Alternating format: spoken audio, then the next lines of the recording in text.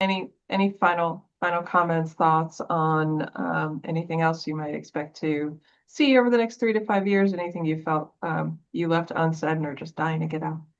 John, we'll start with you. I think we covered a lot. Obviously the consolidation is I agree with Larry on that. There's going to be, to Dan's point earlier, there's going to be, more sophisticated structures and continued entry of capital. I think, technology and AI will continue to evolve. The shift towards an enterprise model will take time, but that professional management team, the more formal governance, is that where you're going to start seeing that. And I think, more focus on profitability and data, really trying to figure out where firms make money, how we make money, doubling down into those sectors, not just focusing on top line, really focusing on net profit.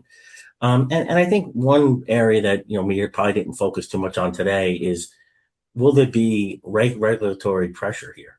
And I think that's something to see. What will happen with the non-lawyer ownership?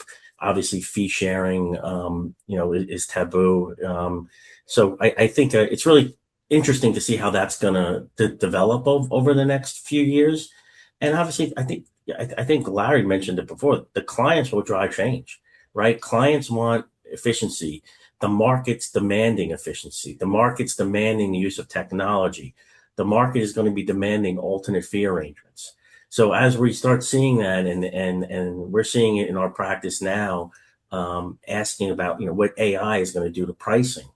I think the firms that align with client expectations, not just with internal economics, will win here, because they're the buyer of our service. I think that's a critically important point, and you can either lead the parade or get trampled by it.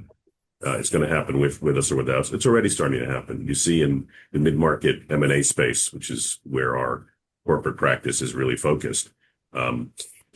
Virtually every client is insisting on a budget and getting quite cranky if you exceed the budget.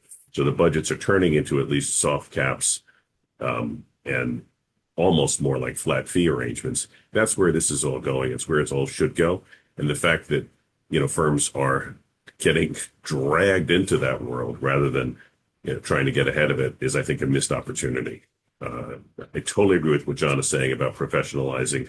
I always talk about Pascal's wager, where if he wrote that you should act like you believe in God because it might be true, and if there is, there's a payoff, and if there isn't, it's cost free. It's that's sort of how I view professionalizing law firm management, and why we've actually started that process a few years ago. It's making us a better firm, a more profitable firm, a more transparent firm already. And if it ultimately makes it possible for us to enter into the kind of transaction we're talking about today, that's great. But that's how you win Pascal's wager.